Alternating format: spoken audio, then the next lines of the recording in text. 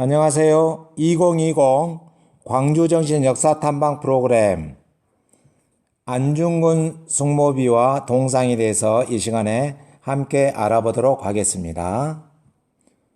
자, 먼저 광주정신의 의미부터 살펴보겠습니다. 자, 광주정신은 뭐라고 할 수 있냐? 한마디로 말하면 정의로움이라고 할 수다. 왜 그러냐? 역사 속에서 축적된 광주인의 정체성, 문화적 특성 혹은 기질은 무엇일까요? 광주인의 정체성과 기질을 광주다움, 즉 광주정신이라고 한다면 그것은 정의로움이라고 생각할 수 있습니다. 서구 출신의 눌제 박상은 중종의 둘째 부인 윤씨가 죽자 새 중전을 뽑지 말고 부당하게 쫓겨난 신씨를 복위시켜야 한다는 신비복위서라는 상소를 자기의 관직과 목숨을 내놓고 올려드릴 정도로 몸소 실천합니다. 정의로움을. 임진왜란 당시 한산도 대첩은 전라도 수군이, 행주 대첩은 전라도 광군이, 제2차 진두성 전투는 전라도 의병이 중심이 되었던 것도 우리 광주 호남 남도 정신이 얼마나 대단한가를 우리가 알 수 있습니다. 자, 그러면 눌제 박상이 얼마나 훌륭한 분인가 하는 것을 한번 알아보도록 하겠습니다. 자, 광주 정신의 시초는 눌제 박상에서 나왔다고 할 수 있는데요. 자, 눌제로의 주인공. 자, 박상의 호가 눌제랍니다. 눌제로입니다. 박상은 조선 중기 문신으로서 정의와 의로움의 대명사입니다. 자, 15세기 말과 16세기 초는 바로 누구 때냐? 연산군과 중종시대 때 사람입니다. 자, 얼마나 훌륭한가 한번 봐보겠습니다. 1번. 자, 1505년 연산군 시절 전라도 부사로 부임하고 1506년 나주 관하에서 우부리 장살 사건을 통해 보여준 불의에는 목숨 걸고 정의와 의로움을 실천하심을 알 수 있다.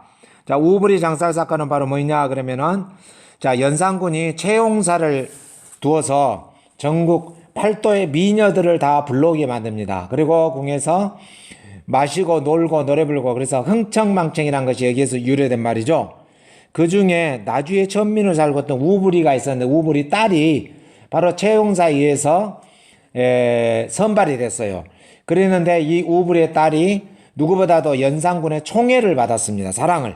그러다 보니까 우부리가 자신을 주제를 망각하고, 자, 천민 주제였는데 나주에서 지역에 모든 마을 사람들한테 주변에 경제적 자치를 자기가 갖고 싶은 물건이 있으면 막 땅도 뺏고 뭐도 다 마음대로 하고, 또 부녀자들을 농간하고 도저히 인간으로서 할 수 없는 짓을 합니다. 이렇게 되자 많은 관리들이 우부리를 못 하도록 했다면은 바로 우부리는 연산군에 갈려서 그 관리들이 다 째요. 좌천되거나 유배가거나 뭐 자리를 잃거나, 그래서 아무 말도 못하는 상황입니다. 이 소리식을 한양에서 근무하고 있던 누가 듣냐? 눌제 박상이 듣고 스스로 1505년에 전라도사로 부임해서 내려옵니다. 그래서 6년에는 바로 나주 관하로 와서, 자, 우부리를 불러드립니다. 그때 우부리가 하는 말이, 박상, 내 이놈, 내가 누군지 알고 과히 나를 불러드리냐 하면서 너 목이 몇 개길래 하냐 하면서 겁을 줍니다. 그러나 눌제 박상 아랑곳하지 않고 너의 죄상을 알겠다 하면서 샅샅이 죄 몫을 말하고 그에게 장형을 구역합니다. 장형, 즉 한마디로 권장이죠. 우리 하면 권장으로 매를 맞습니다. 틀에 놨고 그 권장을 맞다가 죽습니다. 그래서 우부리 장살 사건이라고 합니다. 자, 이거 봤을 때 눌제 박상은 우부리를 건드렸다가는 연산군에 의해서 어째요? 목이 달아나는 건 뻔히 알죠. 알고도 이렇게 정의를 위해서는 자기 한 목숨 바쳐서라도 하겠다라는 이런 대단한 분이다. 바로 이분이 눌제 박상, 우리 광주 서구 출신으로 또 이때부터 우리 광주 호남 정신이 정말 의로움이 쭉 DNA가 이어진 거다 이 말이죠. 한 가지 더 봐보면 또 그런데 우부리 장살 사건으로 눌제 박상이 잘못하면 연산군이 있었으면 죽음을 당할 수밖에 없잖아요. 그런데 하늘이 보아서 1506년 바로 떴째요. 중종 반영으로 해서 연산군이 어째요? 폐위돼 버리죠. 그러므로써 눌제 박상은 아무런 생명이 지장 없이 하늘이 이렇게 도와줍니다. 다음 두 번째.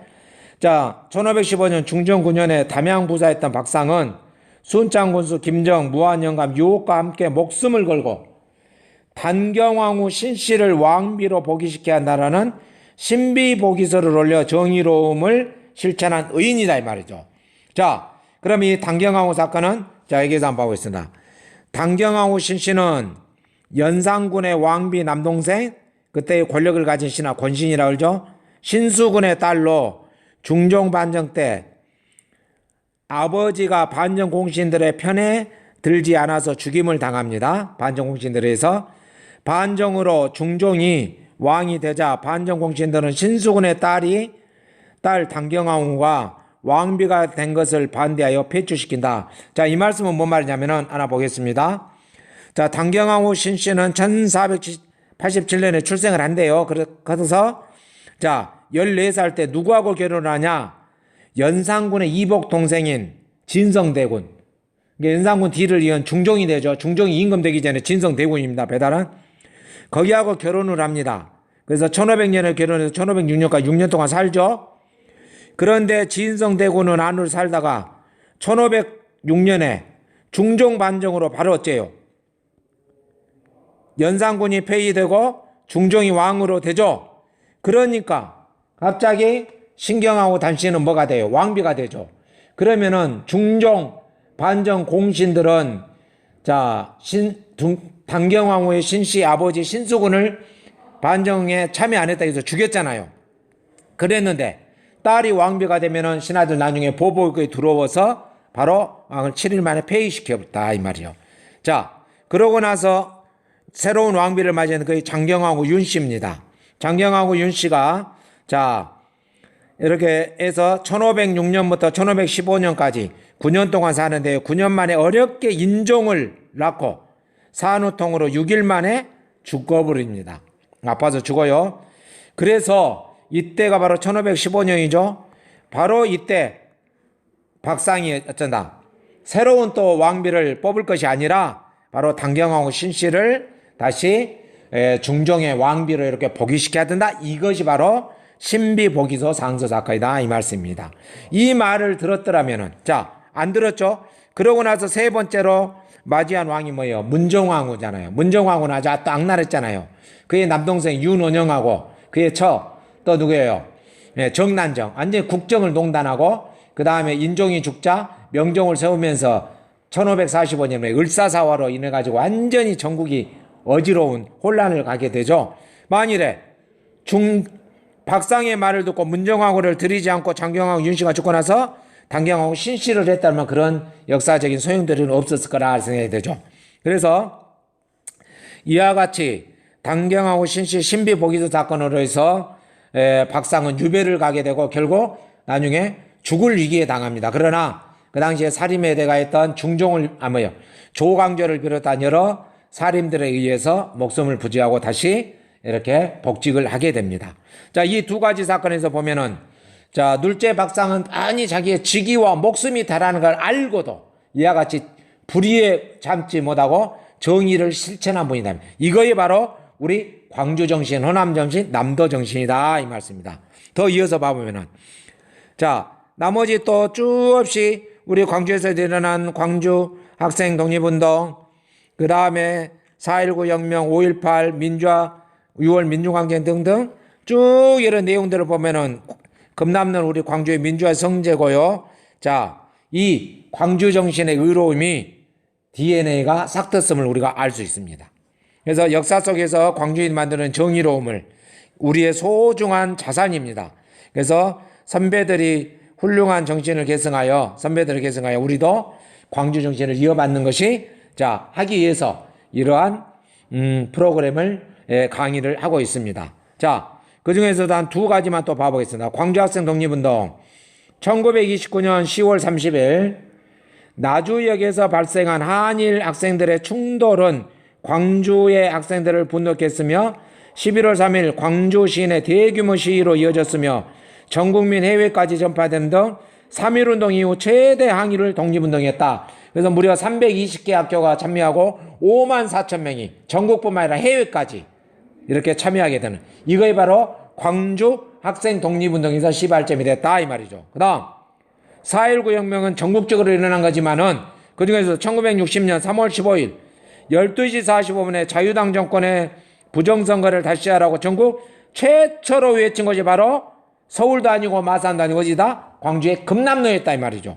그래서 어른들이 자 프랑카드를 내면서 공민주주의, 민주주의는 죽었다라는 프랑카드를 치면서 장송 시위를 한 것이 바로 광주에서 최초다 이 말이죠. 그리고 그러한 것들에 더 이어져서 4월 19일 시에는 광주고 학생들이 교문을 밀치고 나가면서 시작됩니다. 1960년 4월 19일 대략 오전 한 10시 30분경 교문을 박차고 나가면서 4.19 혁명. 그래서 이 4.19 광주 4.19 혁명에는 11개 학교가 참여하게 됩니다. 그 중에서도 광주여자고등학교는 전국 최초로 여고생들이 참여한 학생운동이라는 겁니다.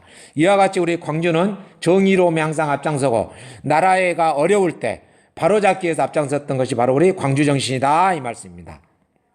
자 그러면 오늘은 자 엑사 탐방지 이제 안중근 의사에 대해서 하겠습니다. 안중근 의사. 자 1879년부터 1910년까지죠. 의사는 황해도 해주에서 태어납니다. 일제가 고종 황제를 강제로 퇴시고 군대를 해산시키자 연해주로 망명하여 1908년 봄 의병부대를 조직하였다. 1909년 9월 안중근은 이토 히로부미가 러시아의 재무대신 코코프체프를 만나기 위하여 하얼빈에 온다는 소식을 듣고 그를 처단하러 가였다. 10월 26일 오전 9시 30분경 안중근은 이토 히로부미에게 3발의 총탄을 명중시켰고 러시아 군에게 의해 체포될 때 그때 바로 체포되면서 꼬레아 우라라고 즉 대한민국 만세라를 외쳤습니다. 꼬레아 우라는 러시아입니다. 안중근은 리순의 일본 관동도 독부지방법원에서 1910년 2월 7일부터 14일에까지 6차례에 걸쳐서 재판을 받았다. 2월 14일 공판에서 일제의 각본대로 사형을 선고받고 1910년 3월 26일 리순 감옥에서 순구각입니다. 정확히 그래서 5개월 만에 1909년 10월 26일 했다가 1910년 3월 26일 5개월 만에 이렇게 순구하게 됩니다. 자 그럼 안중근 의사의 숭모비가 있는데요. 이 안중근 의사의 숭모비는 전국에서 최초로 광주에서 세워졌다는 겁니다. 자 광주 전남 시도민들은 1961년 광주공원에 안중근 의사 숭모비입니다. 왜 광주공원에서 했을까요? 자 여러분들 일제강점기 1910년부터 1945년까지 일제강점기 동안에요. 광주공원에는 뭐가 세워졌냐 일제 신사가 세워져 있고요. 완전히 일제의 산재물들이 존재했던 곳입니다. 그래서 1960년대는 광주공원에 과거 일제 잔재를 다 없애버리고 우리 민족정신을 살리자 해서 광주공원에 안중근 의사 숭모비를 세웠습니다. 이 숭모비를 세우는 데는 전남 유림으로부터 시작되어 보듯 광주 전남 유림들이 가장 앞장섰습니다. 그리고 이 숭모비는 1980년 중해공원으로 옮겨졌지만 1995년 동상이 세워지면서 사라졌다가 안중근 동상도 또 세워지거든요. 따로 그 행방을 알 수 없었던 안중근 의사 숭모비가 1919년 3월 전남 나주에서 발견되었습니다. 광주광역시는 사라진 지 24년 만인 1910년 10월 25일에 중해공원에 안중근 의사 숭모비를 다시 세웁니다. 바로 이 숭모비가 지금 어디에 있냐면 중해공원에 세워져 있는데 이것은 이미 어디에다가 1961년 광주공원에 세워졌던 것이다 이 말이죠. 이것을 자 지금은 어디로 중해공원으로 옮겼다 이 말입니다. 네. 자, 이 숭모비는 전국 제1호 안중근 의사 기념비로 1961년 광주공원에 건립됐던 것으로 1955년 장흥에 건립된 전국 유일한 최초의 안중근 의사 사당이란 것은 위패를 모신 거죠. 위패와 영정을 모신 거죠. 해동사가 있습니다. 와 함께 국내 2대 안중근 선양 상징물로 평가받고 있는 것입니다. 그래서 안중근 의사 이 숭모비와 전남 장흥에 있는 해동사 사당은 아주 안중근에 대한 전국의 가장 대표적인 2대 안중근 선양 상징물이라는 것을 여러분들 기억하시고 여러분들도 장흥에 가게 되면은 그러한 해동사를 한번 방문해 보면 좋겠습니다. 자, 다음은 안중근 동상입니다. 역시 중해공원에 설치됐죠. 광주 중해공원에 안중근 동상이 서 있는데요. 1995년 동상을 세울 때 건립병을 줄이기 위해서 1987년 광주공원에서 옮겨온 숭모비 받침대를 그대로 사용했습니다. 중해공원에 건립된 안중근 동상은 다른 지역 동상과는 달리 어디에? 오른손에 권총을 들고 이또 이로부터 나는 권총을 들고 있다. 이 동상이 특이한 점을 여러분들 기억해 주시고요. 제가 팁으로도 하나 설명을 하자면은, 자, 전남 장흥 정남진에 가면은 정남진에도 안중근 의사의 동상이 세워져 있습니다. 자, 안중근 의사의 동상은 전국에 수없이 많습니다. 그 중에서도 우리 광주에도 한평에도 있고 광주에도 있고 장흥에도 있거든요. 그런데 이 안 의사가 이토 히로부미를 사살한 장소가 어디예요? 러시아의 어디입니까? 하얼빈역이잖아요. 장소인 러시아 하얼빈역 의거 현장과 동경 126도로 일직선상에 위치해 있어서 역사적으로도 더욱더 큰 의미를 가지고 있다는 것. 자, 그래서 추후에 여러분들 장흥에 놀러를 가겠는 날 차면은 그냥 놀다만 올 것이 아니라 정남진에 가서 안중근 동상도 한번 봐보고, 그 안중근 동상의 위치가 하얼빈 역의 의거 현장하고 똑같은 동경 126도 선상에 있다는 것을 한번 알면 좋겠습니다. 다음. 자, 중해공원에는 광주 3.1운동 기념탑과 하서 김인우 선생님의 동상이 각각 또 있습니다. 그래서 여러분들 안중근 동상 숭모비로만 끝난 것이 아니라 광주 3.1운동하고 하서 김인우 선생님에 대해서도 함께 알면 좋겠죠. 자, 중해공원에는 1919년 3월 10일 광주천변에서 시작된 광주천변 즉 부동교에서 시작됩니다. 작은 장터 3.1 만세운동을 기념하기 위한 광주 3.1운동 독립기념탑이 세워져 있다. 광주 3.1운동은 양림동 기독교인과 비밀 독서 모임인 신문 잡지 종남서 숭일학교 수피아의 학교 농업학교 등 학생들과 광주 시민들이 합친 대규모 만세운동이었다. 그 다음 또한 이곳에는 장성 출신의 하서 김인우 선생 동상도 자리 잡고 있는데, 김인우는 전라도시에서 유일하게 공자를 모시는 사당인 문묘에 모셔진 인물이다. 그래서 동방 18년 문묘 18년에 속합니다.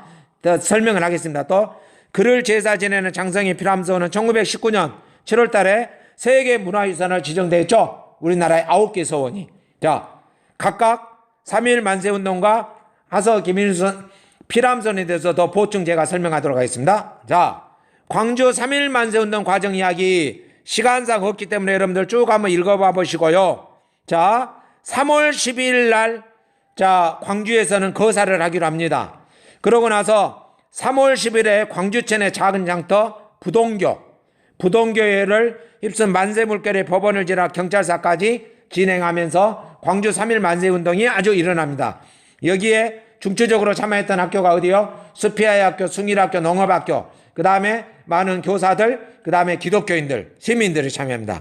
윤영숙, 그게 수피아여고의 왼팔이, 자, 왼손으로 들고 만세운동을 하다가 일본 군도의 칼에 찔려서 팔이 부상을 당하자 오른손에 다시 태극기를 두고 만세운동을 펴는 등, 그래서 윤영숙, 피를 흘린다 의미에서 윤흘려라고 했습니다. 이것은 동상이 수피아여고 교정이 들어가면 있습니다. 자, 이렇게 광주 3.1 만세운동도 이렇게 활발하게 되고, 이 정신은 훗날 1929년 뭘로 이어진다? 광주 학생 독립운동으로 또 이렇게 이어지는 역사가 일어나게 됩니다. 이게 바로 우리 광주 정신입니다. 다음. 자, 서원 중에 하나인 하서 김인우 선생님의 사당인 어디예요? 모셔있는 피람서원에 대해서 말했습니다. 광주문화역사 이야기 도르명 하서로, 자, 저와 함께 제가 이렇게 작품 활동했던 건데요. 봐봅시다. 여가 지금 제가 가서 피람서원을 전경을 좀 찍어본 거고요. 자, 피람서원은 자, 좀 키워서 보겠습니다. 하서 김인우는 조선의 문신이 작자이다. 대한민국에서 부통령을 지낸 인천 김성수와 기업인 김연수의 선조가 됩니다.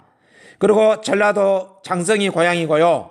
특히 자, 세자였던 인종을 가르친 적이 있는 훌륭한 사람이고요.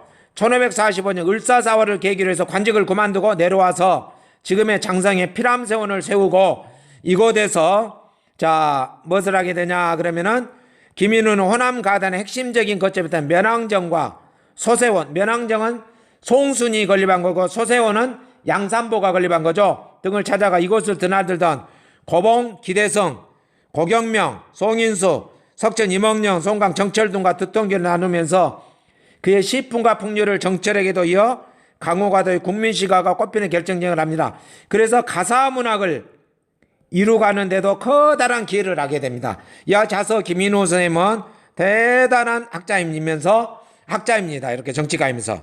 여기 보면 소세원이 나오죠. 이게 지금 제월당이라고 나오는데요. 제월당의 여기 벽면, 천장 윗부분에 보면은 소세원 48형 시라고 적혀 있습니다. 이거에 바로 누가 지었느냐? 바로 하서 김인우가. 소세원을 지은 양산보하고 피람손의 하서 김인우는 서로 누구냐? 사돈지간입니다.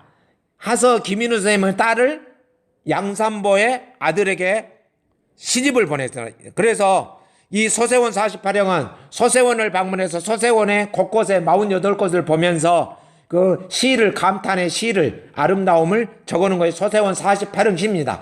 여러분들 소세원에 가면은 제월당에 맨 위에 있는 정자에 가셔서 적어져 있는 걸 한번 봐보시기 바랍니다. 그 다음 이거의 피람소원이고요. 그 다음 여기는 면왕정 송순의 면왕정입니다. 여기에서도 다 이 학문을 나누고 함께, 그래서 가사문학을 이루는데 큰 일조를 하신 분이다. 그 다음 기왕에 피람서원 나왔으니까 피람서원에 대해서 제가 좀 설명하겠습니다. 서원이 많았었지만 흥선대원군이 서원을 정리하면서 약 수백 개 있었던 것을 다 정리하고 47개만 남겨놓고 다 정리를 합니다. 그 47개 가운데서도요, 우리나라에는 9개가 세계 문화유산 유네스코 문화유산에 등재가 됩니다. 그 중에 하나가 바로 우리 지역에 있는 피람서원이라는 거예요. 서원은 조선시대 사립학교 역할을 한 후 양성기관으로 주변 경관과 대전은 특유 공간 디자인과 건축 양식을 잘 간직하고 있습니다. 유네스코 세계문화유산에 등재된 서원은 6세기에서 17세기인 게 1500년대와 1600년대에 기록이 되어 있죠. 건립됐습니다.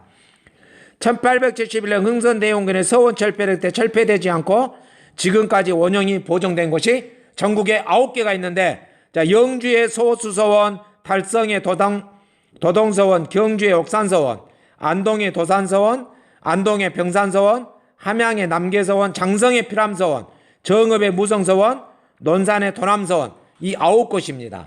그래서 영주의 소수서원은 우리나라 최초의 서원, 주세봉일선 백운동서원이죠. 그 백운동서원을 바로 명종 때 이왕이 건의해서 사익선으로 내려서 간판을 소수서원, 무너진 학문을 다시 살리다라는 의미에서 소수서원으로 이렇게 바뀌어졌습니다. 지금 경북 영주에 가면 있습니다. 안양을 기리기에 1543년에 건립된 최초의 서원이자 명종이 직접 이름을 짓고 현판을 하사한 서원으로 사익선으로 서적, 토지, 노비를 하사받은 것으로 권위를 인정한 우리나라 최초의 사익서원이다. 9개의 서원, 유네스코에 된 것 다 설명했다. 그 중에 우리 지역에 누구요? 장성의 피람서원, 하서 김인우, 인종의 스승교육 인종사원, 아까 후진 양성을 했죠? 이와 같이 이 9개의 서원은 세계 문화유산에 등재된 것이 우리 가까운 거 있으니까 여러분들 꼭 장성, 피람서원은 홍길동 생각하는 쪽에 있기 때문에 여러분들 한 번씩 꼭 들러보기 바랍니다. 그러면 서원이란 건 뭐냐? 조선시대 사립학교 기능으로서 성현인, 즉 공자와 맹자, 공자와 맹자는 여러분들 주나라의 봉건제도가 무너지고 바로 춘추 전국시대 때 일어난 사상가들이죠. 그래서 유가, 도가, 묵가, 법가 사상이 있죠. 그 중에 바로 유가 사상을 주장했던 사람으로서 공자, 맹자를 기른 겁니다. 성리학자들을 모시는 제사의 기능과 학문 연구를 위해 사림들이 설립한 사립학교라 할 수 있죠. 그 당시에 또 향교는 국가가 세운 공립학교, 조선 전기까지는 활발했으나 중후기부터는 향교는 쇠퇴하게 되고 서원이 개인 사림들이 세운 사립학교로서 조선 중기부터 아주 번창하게 된다 이 말이죠. 그래서 조선 중기 모든 교육을 담당한 것이 바로 서원입니다. 그럼 문묘라는 거 바로 뭐냐? 여러분들 하서 김인우 선생님은 얼마나 훌륭하냐? 신라, 고려, 조선에 이르기까지 우리나라 총 엄청난 유학자 중에 18명에 속해 있다 이 말이에요. 그래서 문묘 18년이라고 하고 동년, 동방 18년이라고 합니다. 문묘라는 건 바로 뭐냐? 유교의 성인인 공자를 모시는 사당에 함께 위패를 모시는 거예요. 대단한 일입니다. 이와 같이 공자와 어깨를 나란히 할 수 있을 정도로 그 배양을 하서 김인우 선생입니다. 그래서 우리나라의 18명의 명당을 보면은요, 설총, 안유, 김경필, 조광조, 이왕, 이이, 김장선, 김집, 송중길, 최치원, 신라 때 사람이죠. 정몽주, 정여창, 이현적, 그 다음에 김인우, 이렇게 성원, 조원, 송시열, 박세채, 이런 분들을 문묘 18년 또는 동방 18년이라 한다. 이들이 바로 우리 동방 18년, 문묘 18년에 우리 하서 김인우 선생님이 서겠다. 대단하신 분이라는 것을 여러분 기억하시고 자랑스러운 뭘 가지고 자부심을 가지기 바랍니다. 자, 그러면은 자, 여러분들은 광주 정신이 무엇이라고 생각하십니까, 여러분들? 자, 제 강의를 들어보고 여러 가지, 자, 광주 정신과 안중근 의사에 관한 것, 그 다음에 광주 3.1운동, 하서 김인우 선생님을 보면서 눌제 박상 이야기를 들으면서 저는 한마디로 했습니다. 한마디로 정의로움과 당당합니다. 왜냐? 항상 불의에 굴복하지 않고 정의와 의로움을 실천했기 때문이다, 이 말이죠. 자, 여러분들 생각을 접어보세요. 그 다음, 안중근 의사 숙모비와 동상 탐방에서 가장 기억에 남는 것은 여러분들 무엇이라고 생각합니까? 저는 안중근 의사 숙모비. 이유는 뭐냐? 안중근 의사 숙모비 뒷편에 새겨진 내용 때문에. 자, 뒤에 내용 나오니까 그때 한번 설명하겠습니다. 여러분들은 각자의 생각을 한번 접어보시면 되겠습니다. 자, 그 다음, 자, 이것을 바탕으로 해서 여러분들 탐방활동에서 느낀 점이나 글을 그려놓으세요. 쭉 강의를 들었던 내용을 중심으로 해서 여기에 종합적으로 한번 여러분들이 쭉 글을 남겨보면 되겠습니다. 다음은 안중근이라는 이 이름을 가지고 삼행시를 한번 지어보겠습니다. 저는 어떻게 되냐? 자, 안중근 의사는 중국 하얼빈역에서 의거를 통하여 이거 잘 안 움직이네요.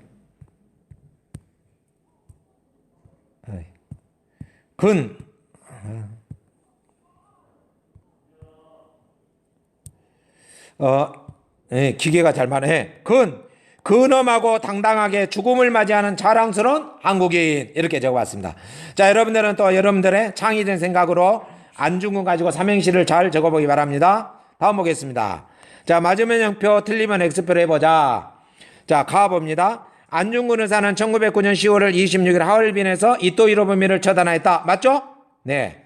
나와보겠습니다. 중해공원에 걸렸던 안중근 동상은 왼손에 권총을 들고, 왼손이 아니라 어디였죠? 오른손이라고 했죠? 유일하게. 다음. 안중근 의사 숙모비를 세우는데 우리 지역 사람들이 가장 앞섰다. 그랬죠? 1961년에 광주공원에 세웠다고 했습니다. 유림들을 중심으로 해서. 다음. 1995년 안중근 동상이 세워지면서 사라졌던 숙모미는 2019년 나주에서 발견되었다. 맞죠? 2019년 3월에 발견되어서 이걸 2019년 언제요? 10월 25일 날 지금의 중해공원 자리에 이렇게 세웠죠. 그러나 이것은 최초에 1961년에 세워졌던 것이고 지금 19년에 옮긴 것은 중해공원에 옮겨놓은 겁니다. 맞고요. 다음 중해공원에 있는 안중근 숙모비는 전국에서 가장 먼저 건립됩니다. 맞죠? 역시 1961년에 세웠다고 말했죠? 네. 다음 보겠습니다. 다음은 안중근 의사 숙모비와 뒷면에 새겨진 내용입니다. 제시된 내용의 빈칸에 들어가면 써보세요. 자, 이것은 바로 이걸 제작한 누가 기록한 분이냐면은 김창숙 씨가 쓴 건데요. 자, 보겠습니다. 나는 이 천하의 의사로서는 누구? 안중근보다 더 높은 이가 없고 남방의 명승지로서는 무등산보다 더 어떤가 하는 것이 없다는 말을 들었다. 이제 이 비석을 세우는 일은 하면서 이 김창숙 씨가 김창숙 씨는 누구냐? 1960년에 창립된 안중근 의사 기념사업회 초대 회장이자 성균관대학교 초대 총장님이십니다. 바로 김창숙 선생이 기록하면서 자, 전남 유림으로부터 시작되어 전국이 호응해서 이루어진 것이고 그 비석의 기록을 실을 자는 늙은 안진방이 김창숙이다 할 정도 이 겸손함으로 안중근 의사의 업적이 얼마나 대단한 것을 이거에 볼 수 있는 내용입니다. 그 다음 활동지. 자, 안중근 의사 동상을 보고 나만의 안중근 의사 동상을 한번 여러분들 각자 디자인해 보기 바랍니다. 안중근 의사의 동상을 한번 여러분들 나름대로 멋지게 한번 디자인해 보세요. 그 다음 마지막 부분입니다. 자, 1909년 10월 26일 하얼빈역에서 안중근 의사가 이토 히로부미를 쏜 후 했던 말과 행동을 해보세요. 자, 1909년 10월 26일 9시 30분이죠. 하얼빈역에서 이토 히로부미에게 총 3발을 땅땅땅 쏘고 나서 자, 러시아 경찰에 체포되면서 말이 뭐라 했어요? 꼬레아 우라라고 했었습니다. 바로 러시아어로 꼬레아 우라. 이거 바로 뭔 말이에요? 대한민국 만세 이 외치면서 즉 리슨 감옥에 들어가게 되고 자 5개월 만에 1910년 3월 26일 날 순국하게 됩니다. 자 여기까지 여러분들 안중근 의사에 대해서 얼마나 훌륭한가를 우리 민족정신. 자 안중근은 우리 지역 사람은 아닙니다. 왜 근데 우리 지역에서 다루냐. 안중근 의사의 그 훌륭한 역사관과 그 민족정신을 우리 광주에서 전국 최초로 이렇게 이어받는, 역시 광주는 의로움과 정의와 나라를 위한 것은 항상 최초임을 깨닫게 해서 안중근 의사의 동상도 이 중예공원에 안치됐던 겁니다. 자 마치겠습니다. 자 역사는 바로 여러분들 뭐이다? 삶이다. 삶이 바로 뭐이다? 역사다. 자 그래서 여러분들 삶 이꼬르 역사입니다. 역사라는 것은 자 역사 시간에 공부해서 시험 만드는 것이 역사 시간이 아니고 우리 삶 자체가 바로 역사입니다. 그래서 자 단재 신채호 선생님이 뭐라 하겠습니까? 역사를 잃은 민족은 미래가 없다. 그러죠. 삶이 역사이기 때문에 역사가 없다면 삶이 없다. 죽은 자나 다름없다 이 말이죠. 자 여러분들 그래서 선인들의 피와 땀으로 이루어진 광주 정신 후손들에게 잘 전합시다. 그래서 저도 여러분들에게 목터지게 외치는 거고 여러분들도 이러한 것들을 알고 주변 친구들에게 가족들에게 알리고 여러분들 후손에게도 대대로 알려서 정말로 역사를 잃어버리는 이 무식한 민족이 되지 않도록 여러분들 광주 정신을 길이길이 세워갈 수 있는 여러분들 되기 바랍니다. 자 이상으로 여러분들 여기까지 해서 마치겠습니다. 안녕히 계세요. 수고하셨습니다.